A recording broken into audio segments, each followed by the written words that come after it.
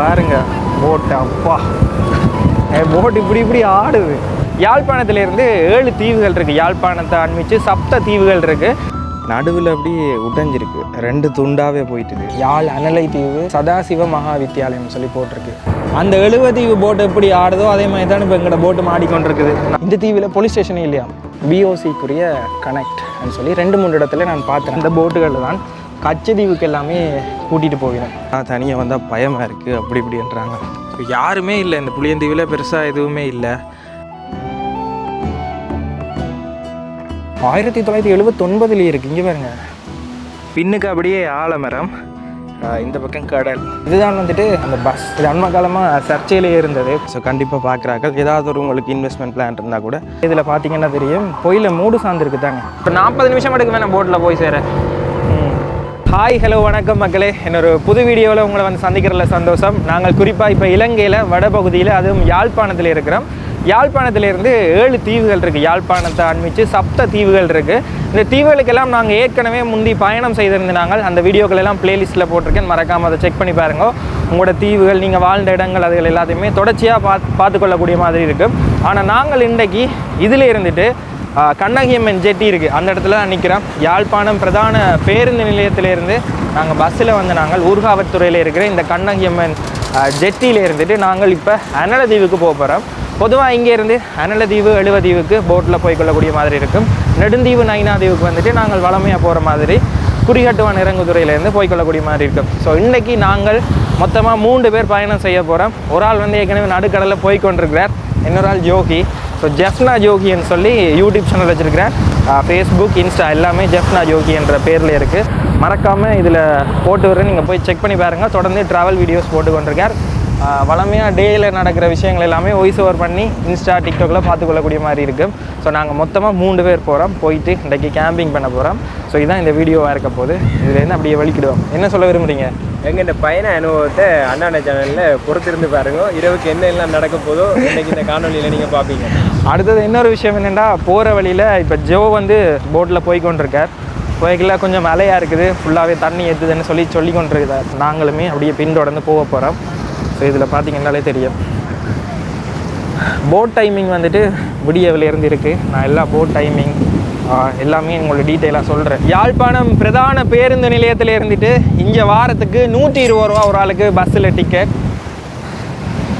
பார்த்தீங்கன்னா இதில் எல்லா பொருட்களுமே ஏற்றி கொண்டு போயிடும். பைக்குமே ஏற்றிக்கொள்ளக்கூடிய மாதிரி இருக்கும்.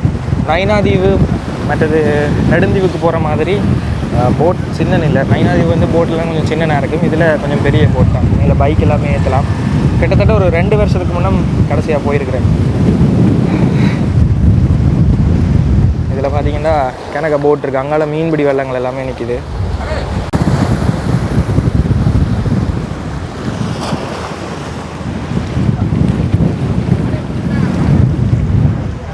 இதில் பாருங்கள் பைக்கை இப்படி ஏற்றணும்னு சொல்லி. இந்த இடத்துல மேலே பைக் ஏற்றக்கூடிய மாதிரி இருந்தாலும் சரியான காற்று. கொஞ்சம் முன்னுலாம் இங்கே பாருங்க லோஞ்ச் எப்படி ஆடுதுண்டு.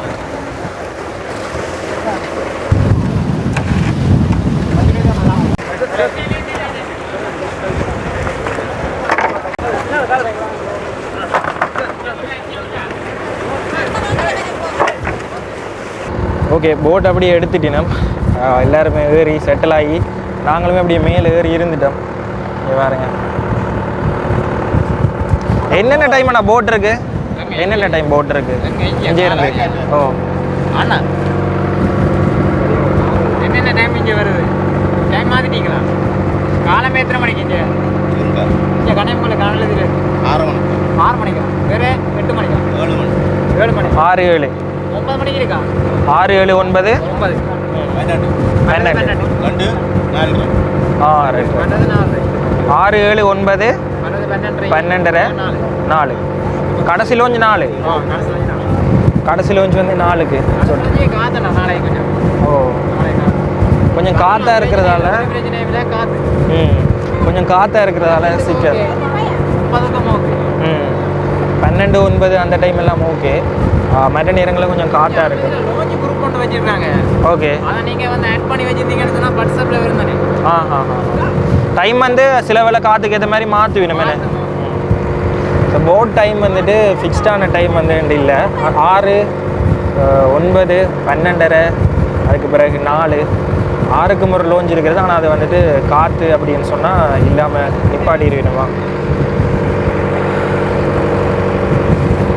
அப்படியும் கிட்டத்தட்ட 40 நிமிஷம் ஆகும் போய் சேர. அதில் பின்னுக்கு வந்து பார்த்திங்கன்னா தெரியும் 70 தீவுக்கு போட் வருது. அந்த 70 தீவு போட் எப்படி ஆடுதோ அதே மாதிரி தான் இப்போ எங்களோட போட்டு மாடிக்கொண்டிருக்குது. நாங்கள் இங்கேருந்து பார்க்குறதால உங்களுக்கு தெரியும். ஸோ அதே மாதிரி தான் எங்களோட போட்டும் சரியான ஆட்டமாக இருக்குது. இப்போ கொஞ்சம் மேலே குறைவுது. அப்படி தொடர்ந்து காட்டுறேன்னு உங்களுக்கு ஒரு ஐடியா வரும் இந்த போட் எப்படி ஆடுதுன்னு சொல்லி. அதே மாதிரி தான் எங்களோட படகும் சரியாக ஆடுது. அங்கே பாருங்க, தூக்கி தூக்கி போடுது.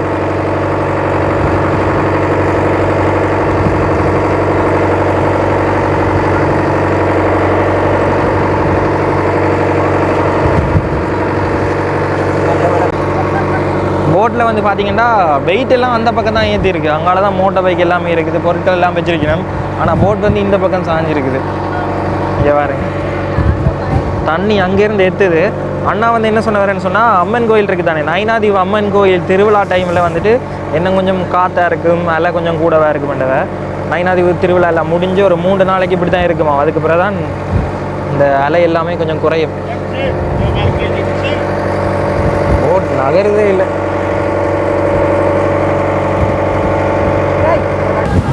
பாருங்க போட்டு, அப்பா போட் இப்படி இப்படி ஆடுது. அங்கே பாருங்க தண்ணி போத்தல் எப்படி வருதுண்டு. இங்கால தண்ணி போத்தல் சாஞ்சு வருது.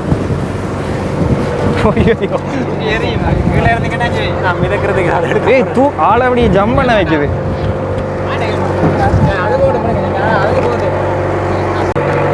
இதில் பார்த்தீங்கன்னு சொன்னால் இதில் தெரிகிறது தான் பருத்தி தீவு. இந்த பருத்தி தீவில் வந்துட்டு ஆட்கள் யாருமே இல்லை. அங்கே தெரியுது அனல தீவு. நாங்கள் 70 தீவு தாண்டி வந்து கொண்டிருக்கிறோம். அதில் 70 தீவு இருக்குது பாருங்க.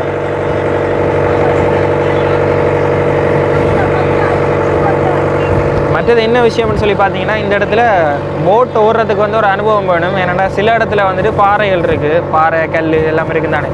அதனால் வந்துட்டு போட் ஓடுறதுக்கு ஒரு தெரிவு செஞ்ச ஒரு பாதையால் மட்டும்தான் போய்கொள்ளக்கூடிய மாதிரி இருக்கும். அவங்கள போனால் எல்லாம் கஷ்டப்படுற மாதிரி சொன்னவர் இந்த அண்ணா. அடுத்த இன்னொரு விஷயம் என்னென்னு சொல்லி பார்த்தீங்கன்னா, அவ்வளோ பெரிய ஆழம் இல்லை. இந்த தீவு பகுதிகளில் நாங்கள் எல்லாம் எதிர்பார்ப்போம் 2 பெனை 3 பெனைகளுக்கெல்லாம் ஆழம் இருக்குமென்னு சொல்லி அந்த அளவுக்கு இல்லை. ஒரு 2 பேர், அதை விட ஒரு 4 அடி எக்ஸ்ட்ராவாக இருக்கும். என்ன மாதிரி ஒரு 2 பேரை வச்சுட்டு நான் ஒரு 6 அடி, இப்போ 12 அடி, அங்கால ஒரு 4 அடி, அவ்வளோதான் இந்த பகுதியில் உள்ள ஆழம். அங்கால தீவுகள் எல்லாம் தாண்டி போய்க்கல வந்துட்டு அந்த பக்கத்து போய்க்கல ஆழமாக இருக்குது. அதாவது இப்போ அனல தீவு இருக்குது தானே, அனல தீவுக்கு அந்த பக்கத்தால் போனோம்னு சொன்னால் அங்கால பெருங்கடல் தானே, அந்த பக்கமெல்லாம் ஆழமாக இருக்குது. ஸோ கிட்டத்தட்ட ஒரு 40 நிமிஷம் எடுக்கு வேணாம் போட்டில் போய் சேர. 40 நிமிஷம் ஆகும். கிட்டத்தட்ட வந்துட்டோம். எல்லாம் வெந்துட்டு வெயிலுக்கு எனர்ஜியெல்லாம் போய் நடக்கிறது எல்லாம். அடுத்தது வந்து போட் காசு இருக்குது தானே. போட் வந்து 2 பேருக்கும் சேர்த்து 240 ரூபா தேவை. பைக்குக்கும் வந்துட்டு ஒரு ஆளுண்ட கணக்குக்கு தான் அடிக்கணுமே. டீசல் வந்துட்டு ப்ரைஸ் கூடி குறையுது தானே, அதுதான் விஷயம். கிட்டத்தட்ட நாங்கள் வந்துட்டோம். இந்த தம்பி தான் இவ்வளோ நேரமாக ஓடிக்கொண்டு வந்தவர். கிட்டத்தட்ட நாங்கள் வந்துட்டோம். இங்காலையும் வந்துட்டு ஒரு ப்ரைவேட் போட் வந்து போய்கொண்டிருக்குது. நேராக அந்த பக்கம் பார்த்திங்கன்னா புளியந்தீவு தெரியுது. இதில் சின்னனா தெரிகிற தீவு இருக்குது தானே, அது வந்து புளியந்தீவு. அதில் கேப்பில் தெரியுதா, அது வந்து சின்ன பாலம் ஒன்று அடிச்சிருக்கணும், அதான் புளியந்தீவு. புளியந்தீவுலேருந்து நாங்கள் பார்த்தோம்னு சொன்னால் நயினாதீவு நல்ல அழகாக தெரியும். அந்த அதில் தெரிகிற கோபுரம் வந்து நயினாதீவு. நாங்கள் இந்த தீவுகளுக்கெல்லாம் ஏற்கனவே முதல் போயிருந்தோம் நாங்கள் தானே, ஆஃப்ரிக்காவெல்லாம் போக முன்னா. அந்த ப்ளேலிஸ்ட் நான் ஆட் பண்ணுறேன். நீங்கள் ஒவ்வொரு தீவுகளையும் வடிவாக பார்த்துக்கொள்ளக்கூடிய மாதிரி இருக்கும். 40 நிமிஷத்துக்கு பிறகு நாங்கள் வந்து சேர்ந்துட்டோம்.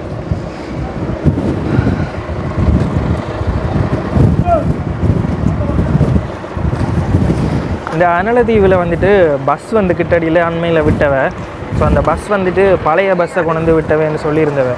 ஸோ அதால் பஸ்ஸே முருகா பார்ப்போம் எப்படி இருக்குன்னு சொல்லி.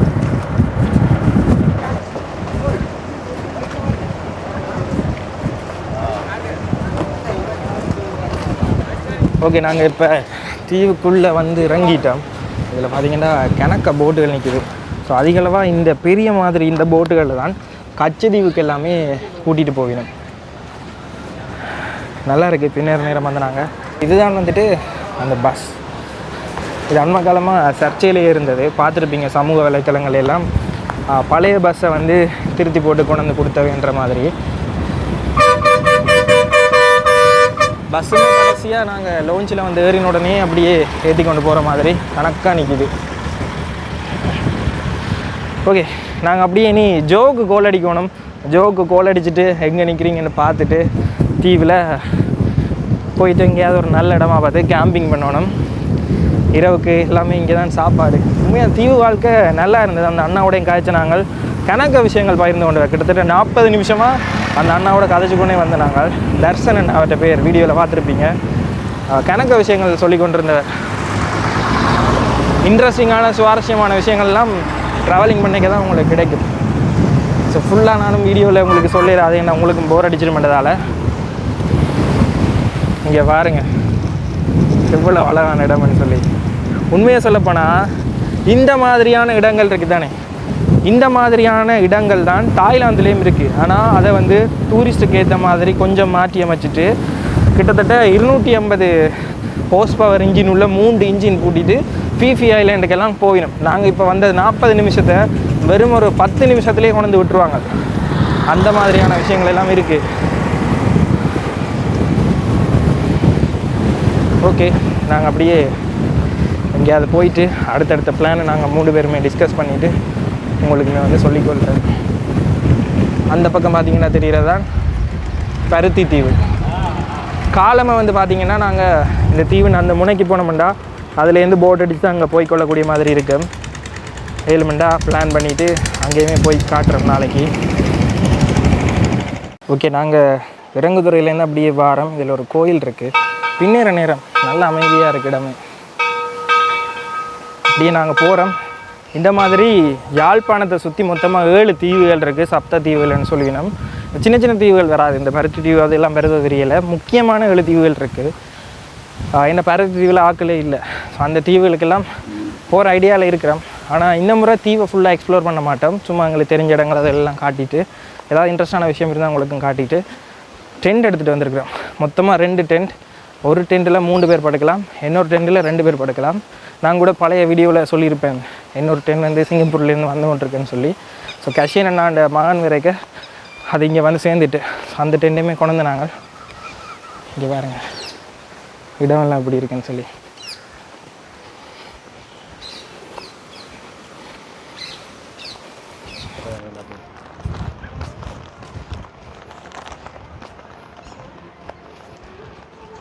நடந்து வரைக்கே இதில் பார்த்திங்கன்னா பிரதேச வைத்தியசாலை இருக்குது. அனலதீவுக்குரிய வைத்தியசாலை.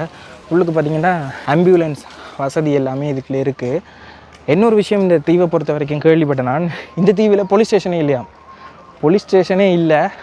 ஊர்காவல்துறை இருக்குது தானே, கைட்ஸுக்குரிய போலீஸ் தான் இங்கே உள்ளுக்குள்ளே வந்து தீவில் ஏதாவது பிரச்சனைகள் நடந்தால் பார்ப்பிடும். அந்தளவுக்கு ஒரு எல்லாருக்கும் தெரிஞ்ச இடம்ன்றதால பிரச்சனைகள் அந்தளவு வராது. தீவு வாழ்க்கை எப்பயுமே நல்லா இருக்கும். ஆனால் வசதி வாய்ப்புகள் கொஞ்சம் குறைவு. ஆனால் நிம்மதியான வாழ்க்கை, பரபரப்பு இருக்காது. இதில் பாருங்கள் பிரதேச வைத்தியசாலை அனலை தீவு. இந்த வைத்தியசாலைக்கு இஞ்சாலேயே இதில் ஒரு சின்ன ஒரு கோயிலுமே இருக்குது.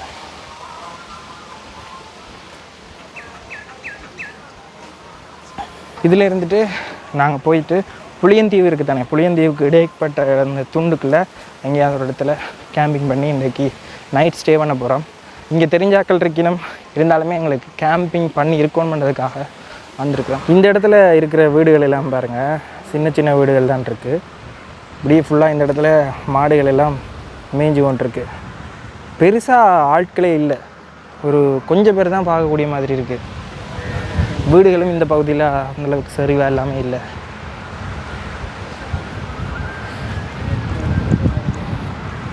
இதில் பாருங்கள் உப அலுவலகம் அனலை தீவு ஊர்காவல்துறை பிரதேச சபைன்னு சொல்லி போட்டிருக்கு, சப் ஆஃபீஸ். இந்த இடத்துல ஜென்ரேட்டர் இருக்குது. இந்த தீவில் வந்து பார்த்திங்கன்னா மின்சார இணைப்புகள் இந்த தீவண்டில் நைனா தீவாக இருக்கலாம், நெடுந்தீவாக இருக்கலாம், அதிகளவான தீவு பகுதிகளில் இந்த மாதிரி ஜெனரேட்டர்களை உபயோகப்படுத்தி தான் அந்த இடங்களுக்கு மின்சாரம் எல்லாமே குடிக்கணும். இப்போதைக்கு வந்து பார்த்திங்கன்னா சோலார் பவர் மூலம் நைனாதீவில் நாங்கள் கடைசியாக போய் பார்த்துருப்போம். அந்த இடங்களெல்லாம் சோலரை பயன்படுத்தி மின்புறப்பாக்கி செய்து கொண்டிருக்கணும். ஸோ அதெல்லாம் நடைமுறைக்கு வந்துட்டுன்னு சொன்னால் தீவில் முழு நேரமாக மின்சாரம் கிடைக்கும். இதில் ஒரு பொது நூலகமுமே இருக்குது பாருங்கள். பொது நூலகம் அனலை தீவு, சின்ன ஒரு லைப்ரரி. இதில் சங்க கடை, தமிழில் சொல்கிறது யாருன்னா சங்க கடை. அனலை தீவு பலநோக்கு கூட்டுறவு சங்கம். இந்த குடும்ப காட்டெல்லாம் வச்சுட்டு லைனில் போயிட்டு நாங்கள் முந்தி நிவாரணம் எல்லாம் கொடுப்பின்னு அதெல்லாம் போய் வாங்கின ஞாபகங்கள் எத்தனை பேருக்கு இருக்குது? வீடியோ பார்க்குறாக்க கமெண்ட் பண்ணிக்கொள்ளுங்க. இதில் பொது நூலகம், பப்ளிக் லைப்ரரி 1979 இருக்குது. இங்கே பாருங்க,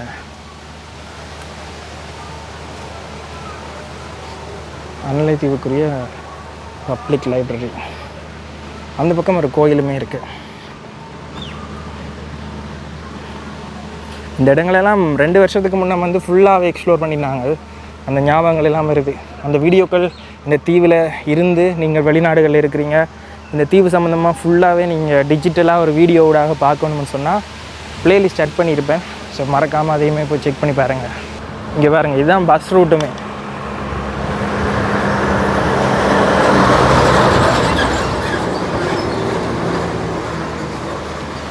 ஸோ இப்போ அங்கேருந்து வந்து ஜெட்டியடியிலேருந்து வந்து இந்த பக்கத்துலேருந்து திருப்ப வருது. மேபி இதால் தான் வந்திருக்கும் பஸ்ஸு.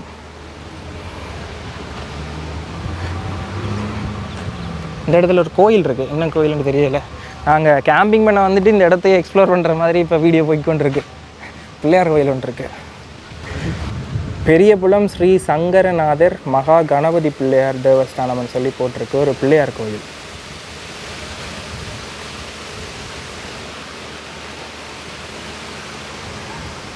அந்த பக்கம் தீர்த்தக்கேணி கூட இருக்குது. அதில் கொஞ்சம் வேறுங்க, நான் சின்ன வயசில் சைக்கிள் ஓடி பழகிட்டு ஃப்ரெண்ட்ஸோட டியூஷன் முடிச்சுட்டு வர்ற மாதிரி போகிறேன். ஓய், எங்கடா வரீங்க? கையை விட்டுட்டு ஓடி காட்டுறான். இப்போ நேரம் கிட்டத்தட்ட 6 மணி ஆகுது. இதில் பார்த்தீங்கன்னா தெரியும், யாழ் அனலை தீவு சதாசிவ மகா வித்தியாலயம் சொல்லி போட்டிருக்கு. ஒரு சின்ன ஒரு பள்ளிக்கூடமுமே இருக்குது. இங்கால படியங்கள் எல்லாம் சேர்ந்து செட் ஆகி ஒளிப்பு விளையாடுறாங்க. ஸோ அப்படி நாங்கள் ஜோவியம் சந்திச்சிட்டோம். நாங்கள் எல்லாருமா சேர்ந்து அப்படியே கொஞ்சம் தூரம் நடந்து போவோம். போயிட்டு ஒரு தெரிஞ்ச வீடு இருக்குது, அங்கே ஃப்ரெஷ் ஆகிட்டு அங்கால போய் கேம்பிங் டென்ட்டை போடுவோம். இதில் ஒரு முருகர் கோயிலுமே இருக்குது.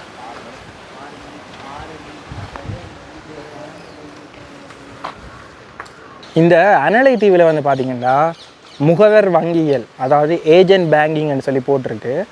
பிஓசிக்குரிய கனெக்ட்னு சொல்லி 2-3 இடத்துல நான் பார்த்தேன். சில கடையில் ஒன்று இருந்தது, ஜெட்டியிலேருந்து கொஞ்சம் தூரம் நடந்து விரைக்க. ஸோ இது என்ன விஷயம்னா, இங்கே ஏடிஎம் இல்லை போல், இப்போ ஏஜென்ட் பேங்கிங் மாதிரி ஒரு சிஸ்டம் இருக்குது போல். இந்த இடத்துல பாருங்கள், அஞ்சல் அலுவலகம் அனலை தீவு. இந்த தீவில் இப்போவுமே போஸ்ட் ஆஃபீஸ் இயங்க நிலையில் இருக்குது. நல்லா இருக்குல்ல? நாங்கள் சில முக்கியமான போஸ்ட் ஆஃபீஸுக்கெல்லாம் போயிருக்கிறோம். உலகத்துலேயே மிக உயரமான இடத்துல இருக்கிற போஸ்ட் ஆஃபீஸுக்கு போனாங்க. அதாவது பாகிஸ்தானில் இருக்குது தானே, சைனா பாகிஸ்தான் பார்டர், அங்கே வந்துட்டு ஒரு போஸ்ட் ஆஃபீஸுக்கு போனாங்க. அதான் வேர்ல்டுலேயே ஹையஸ்டான போஸ்ட் ஆஃபீஸ் உள்ள இடம். இந்த சைனா பாகிஸ்தான் பார்டரில் இருந்தது. அந்த ஞாபகம் தான் வருது இந்த தீவுக்கு வந்தோடனே. நல்லா இருக்குது, நல்லா அமைதியாக இருக்குது. ஆட்களே பெருசாக பார்க்குறது குறைவாக இருக்குது.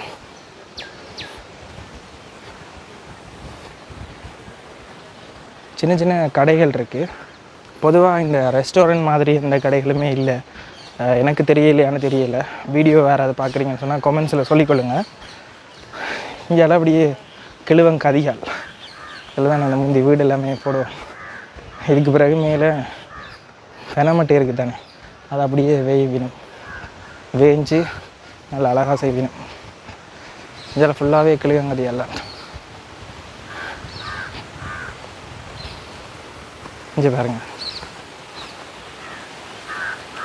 இந்த இடத்துல வீடு ஒன்று இருக்குது. இங்கால கால்நடைகள் குடிக்கிறதுக்கு ஒரு சின்ன தொட்டி மாதிரி செஞ்சு வச்சுருக்கணும். அடுத்தது முன்னுக்கு பார்த்திங்கன்னா இதில் திண்ணை இருக்குது தானே. முந்தி இந்த பழைய காலத்தில், இப்போ வாட்ஸ்அப் மற்றது சும்மா ஒரு குரூப்ஸாக நாங்கள் வீடியோ கால் எடுத்து கதைக்கிற மாதிரி, முந்தி இந்த மாதிரியான திண்ணைகள் தானே இருக்குது. திண்ணைகள்லேருந்து பழங்காலத்து ஆக்கள் வந்துட்டு இதில் இருந்துட்டு சும்மா விடுப்பு கதைக்கிறேன்னு சொல்லிடணும், அந்த மாதிரி கதைச்சி கொண்டிருப்பினும் அந்த திண்ணையில் தான் பார்க்கக்கூடிய மாதிரி இருக்குது.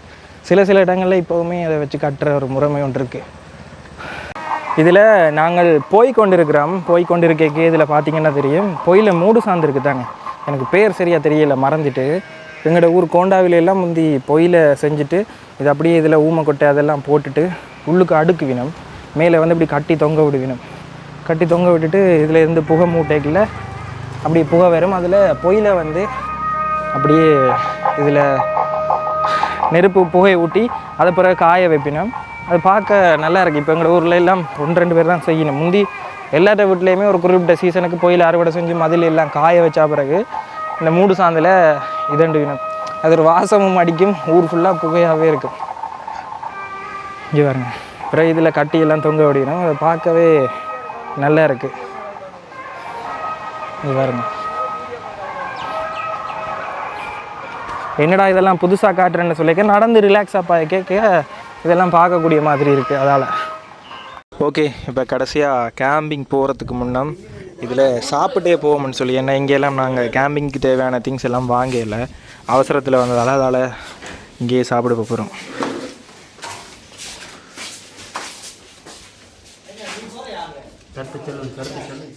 ஓகே, நாங்கள் கடைசியாக இங்கால புளியந்தீவு இருக்குது. புளியந்தீவு வந்து ஒரு தனித்தீவு, ஆனால் பாலம் இருக்குது. ஸோ அந்த இடத்துல தான் நாங்கள் இப்போ வந்திருக்கிறோம்.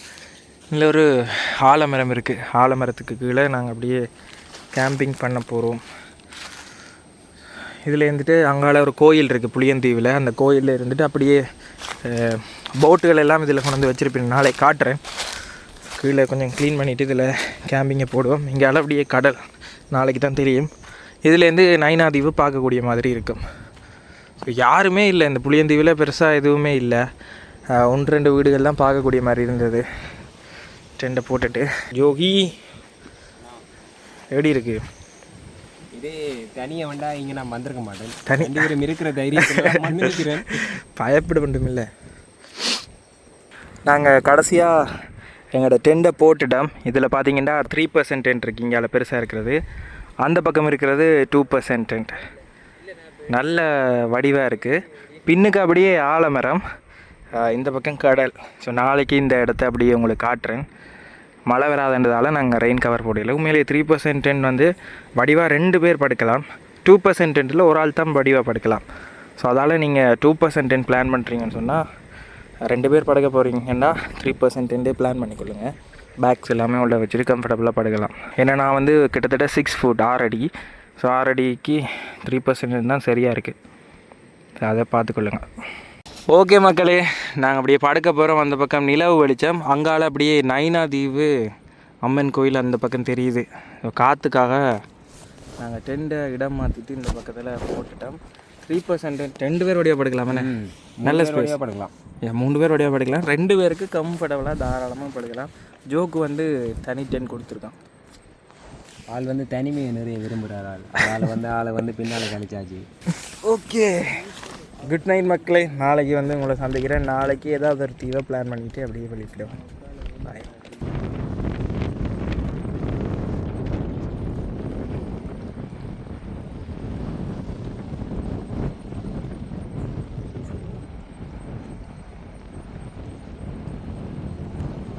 காலை வணக்கம் மக்களே. முகத்தையெல்லாம் பார்த்துருப்பீங்க. நித்திரை கொண்டு இப்போ தான் எழுப்பினாங்க. நேரம் கிட்டத்தட்ட ஒரு 6:30 இருக்கும்.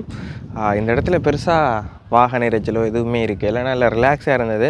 மழை பெய்யும்னு சொல்லி ஒரு பயம் இருந்தது, மழை பெய்யலை. ஆனால் நல்லா இருந்தது இந்த இடத்துல போடைக்க. நாங்கள் டெண்டை மாற்றி போட்டுனாங்கன்னு சொல்லியிருப்போம் தானே. முதல் வந்துட்டு அந்த ஆலமரம் அந்த இடத்துல போட்டுனாங்க, அங்கே காற்றே இல்லை. பிறகு வந்து பார்த்தா இந்த இடத்துல நடந்து பார்க்க இதில் காற்றா இருந்தது. அப்போ சரின்னு சொல்லி இந்த இடத்துல டெண்டை போட்டுனாங்க. இதுதான் 3% டென்ட். விடிய தான் உங்களுக்கு வடிவாக தெரியுமென்றதால் வடிவாக 2 பேர் நீட்டி நிமிந்து படுக்கக்கூடிய மாதிரி இருக்கும். இது 2% டென்ட். இதில் ஒரு ஆள் வடிவாக தாராளமாக படுக்கலாம். அப்படியே இந்த பக்கம் காட்டுறேன் பாருங்க எப்படி இருக்குன்னு சொல்லி. இந்த இடத்துல சேதமடைஞ்ச போட்டுகள் எல்லாமே இந்த இடத்துல நிப்பாட்டி வச்சுருக்கணும். அதே நேரத்தில் அந்த இடத்துல அனலத்தீவுக்குரிய ஜெட்டி ஒன்று இருக்குது அந்த இடத்துல. ஸோ அதில் போட்டுகள் கொஞ்சம் நிற்கிது. அப்படியே நேராக அதில் ஒரு கோயில் வரும். அங்கே நேராக தெரிகிறத நைனாதீவு. நான் நேற்று இரவுமே வந்துட்டு ஒரு கிளிப் எடுத்திருப்பேன், அதையும் உங்களுக்கு ஆட் பண்ணுறேன், உங்களுக்கு தெரியும். ஓ எப்படி இருக்குது பாருங்கள்.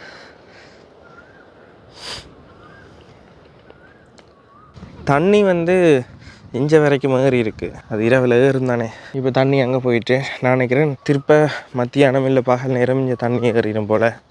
இந்த இடத்துல நாங்கள் முதல் கேம்பிங் பண்ண நின்ற நாங்கள் இந்த இடத்துல போட்டு நாங்கள் பார்த்துருப்பீங்க எப்படி இடம் இருக்குன்றதை பாருங்கள். நேற்று இதில் வரைக்கும் எங்களோட வந்தபடி எங்கே சொல்கிறாங்க, தனியாக வந்தாலும் இதில் கேம்பிங் பண்ணவே மாட்டேனேண்ணா, தனியாக வந்தால் பயமாக இருக்குது அப்படி இப்படின்றாங்க. எந்த வித பயமுமே இல்லை. ஆனால் இன்னொரு விஷயம் சொல்லணும் என்னென்னா, நான் உண்மையிலேயே இந்த தீவுகளுக்கு முதலே வந்து தொடர்ச்சியாக பயணம் செய்யக்கேன்னு சொல்லியிருப்பேன். கனெக்டிவிட்டியே சரியான குறைவாக இருக்குது, மக்களுக்கு அந்தளவுக்கு தேவையும் இல்லை போல் கிடக்கு. காரணம், நாங்கள் இந்த தீவுக்கு வரதா இருந்தால் கட்டாயம் கண்ணகியம்மன் துறையிலேருந்து தான் வரணும், முருகாவத் துறையிலேருந்து. இப்போ நைனா தீவு இதில் பக்கத்தில் இருக்குது, அதுலேருந்து பார்க்கக்கே எங்களுக்கு தெரியுது நைனாதீவு. நைனாதீவுலேருந்து இந்த இதில் காட்டியிருப்பேன் இந்த ஜெட்டிக்கு வரதுக்காக இருந்தால் உங்களுக்கு ஈஸியாகவே வந்து கொள்ளலாம். ஆனால் அங்கே படகு சேவை இல்லை, அந்த ரூட் வந்து இந்த ரூட்டால் மட்டும்தான் கட்டாயமாக ஓடுவேணும்னு சொல்லினோம். அதே நேரத்தில் இந்த தீவிலேருந்து நாங்கள் எழுவதீவு போகணும்னு சொன்னால் இங்கே தனியார் போட் ஏதாவது ஹையர் பண்ணணும், ஃபைபர் போட்டுகள் யாருக்காவது காசு கொடுத்து போகலாம். அப்படி இல்லைன்னு சொன்னால் நீங்கள் கட்டாயமாக திருப்ப கண்ணகியம்மன் துறைக்கு போய், நாங்கள் நேற்று 45 நிமிஷம் பயணம் செய்து வந்திருப்போமே, அங்கே போயிட்டு திருப்ப அங்கேருந்து எழுவதீவுக்கு போகிற மாதிரி இருக்கும். ஸோ இந்த விஷயங்கள் எல்லாம் நாளடைவில் சரி செய்யப்பட்டால் இன்னும் நல்லா. ஆனால் அந்தளவுக்கு மக்களுக்கு அதிகளவான மக்கள் போகாட்டி அவையும் வந்துட்டு இந்த சேவையை செய்யணுமென்ற அவசியம் இல்லை, எனக்கு அது விளங்குது. ஆனால் இன்னொரு விஷயத்துக்காக தான் நாங்கள் இங்கே வந்துட்டு இந்த கேம்பிங் பண்ணி நாங்கள் நெடுந்தீவு பார்த்துருப்பீங்க. குறிப்பிட்ட ஒரு வருஷத்துக்கு முன்னே, கொரோனாவுக்கு முன்னே வந்துட்டு அது வந்து பெருசாக டூரிஸ்ட் போகிற விஷயமா இருக்கே இல்லை. அதுக்கு பிறகு அந்த இடத்துல கணக்கு பேர் முயற்சி செஞ்சவ, அதில் முக்கியமான ஒரு ஆள் வந்து விது டொமியண்ட். அடிக்கடி நான் சொல்லுவேன், நெடுந்தீவில் டெல்ஃப் ஜேகேஎஸ் வில்லேஜ் ஸ்டேன்னு சொல்லி ஸ்டார்ட் பண்ணி அது வந்து இப்போ நல்லா போய் அதிகளவான டூரிஸ்ட் விரும்பி வரையணும். அதே மாதிரி இந்த தீவுகளில் ஏதாவது டூரிசம் அதுகளை வந்துட்டு ஆர்கனைஸ் பண்ணிவிட்டு இந்த ஐலேண்ட் ஹோப்பிங்னு சொல்லிக்கணுமே, வீடியோ பார்க்குற கணவர் வந்து புலம்பெயர் தேசங்கள்லேருந்து பார்க்குறீங்க, இந்த தீவுகளில் ஏதாவது ஒரு வித்தியாசமான விஷயங்களை செஞ்சுட்டு இந்த கேம்பிங் பண்ணுற மாதிரி, முக்கியமாக இந்த பருத்தி தீவில் கேம்பிங் பண்ணுற செட்டப்ஸ் அதெல்லாம் செஞ்சால் இந்த மக்களுக்குமே ஒரு வாழ்வாதாரம் கிடைக்கும். எங்களோட கலாச்சாரமும் சீர்கட்டு போகாத முறையில் வடிவாக செய்யலாம். சின்ன சின்ன வரையறைகளை கொண்டு வந்துட்டு கண்டிப்பாக செய்யலாம். ஸோ இந்த ஐலேண்ட் ஹாப்பிங் தாய்லாந்து அதில் எல்லாம் நல்ல ஃபேமஸ். ஸோ அதாலேயே அதை சூழ்ந்திருக்கிற மக்களுக்கு வந்துட்டு அதிகளவான இன்கம் வரும். ஸோ அதை தான் சொல்லிக்கொள்ள விரும்புகிறேன். ஸோ யாராவது பார்க்குறீங்கன்னு சொன்னால் இதை வந்துட்டு நடைமுறைப்படுத்துங்க. அதிகளவான ஆக்கள் இங்கே இருந்து புலம்பெயர் தேசங்களில் போயிருக்கிறீங்க. ஸோ கண்டிப்பாக பார்க்குறாக்கள் ஏதாவது ஒரு உங்களுக்கு இன்வெஸ்ட்மெண்ட் பிளான் இருந்தால் கூட நீங்கள் இங்கே உள்ள ஆக்களோட கதைச்சி செய்யக்கூடிய மாதிரி இருக்கும். இதில் பாருங்கள், ஒரு போட் வந்து பழைய லோஞ்ச் வந்தோண்டு இதில் சேதமடைஞ்ச நிலையில் இருக்குது. நடுவில் அப்படியே உடைஞ்சிருக்கு, 2 துண்டாகவே போயிட்டுது. இந்த மாதிரி ஒரு லோஞ்சில் நாங்கள் பெரிய லோஞ்ச் தான், ஆனால் ஃபுல்லாக இப்போ சேதமடைஞ்சிட்டு.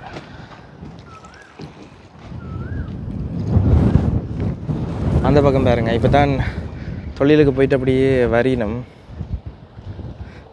நாங்கள் கேம்ப் அடித்த இடத்த பார்த்து கதைக்கணும். ஏதோ நாங்கள் அதில் கேம்ப் அடிச்சிருக்கிறோம் தானே.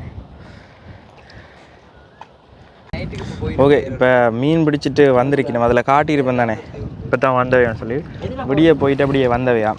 இதில் நண்டுக்கு தான் போனவை, நண்டு மீன் அதுகள் எல்லாமே கொஞ்சம் பிடிபட்டுருக்கு. அந்த அண்ணன்மாரோட காய்ச்சல் நாங்கள் இப்போ வந்து பின்னேற நேரம் போய் விலையை அடிச்சுட்டு வந்துடுவினோம். வந்துட்டு அடுத்த நாள் விடிய காலமே போய், அதாவது இப்போ எங்களை கடந்து தான் போனவே, நாங்கள் டென்ட் போட்டுறதே பார்க்க இல்லையா. போயிட்டு இப்போ மீன்களை பிடிச்சிட்டு வரைக்கணும். நண்டு மீன் திருக்க எல்லாமே இருந்தது. ஓகே, அவ்வளோதான் இந்த வீடியோவில் நாங்கள் கண்ணகியம்மன் ஜெட்டியில் இருந்துட்டு இந்த அனலதீவுக்கு வந்து அனலதீவை சும்மா நடந்து அப்படியே வந்து இங்கே வந்து கேம்பிங் பண்ணியிருந்தோம். நாங்கள் அது வரைக்கும் பார்த்துருப்பீங்க. அடுத்த தீவுகளுக்கு நாங்கள் தொடர்ச்சியாக பயணம் செய்ய போகிறோம். எங்களோட சேனலுக்கு இப்போ தான் முதல் தடவையாக வந்து வீடியோ பார்க்குறீங்கன்னா மறக்காமல் சப்ஸ்கிரைப் பண்ணிவிட்டு வீடியோ பாருங்கள். அடுத்தடுத்த தீவுகளுக்கு தொடர்ச்சியாக பயணம் செய்ய போகிறோம். அதுக்கு பிறகு நாங்கள் பலமையாக செய்கிற மாதிரி வெளிநாட்டு பயணங்களுக்குமே அப்படியே தொடர்ச்சியாக போகிறோம். ஸோ சப்ஸ்கிரைப் பண்ணுங்கள். இன்னொரு வீடியோவில் சந்திக்கும் வரை நான் உங்கள் கஜன்.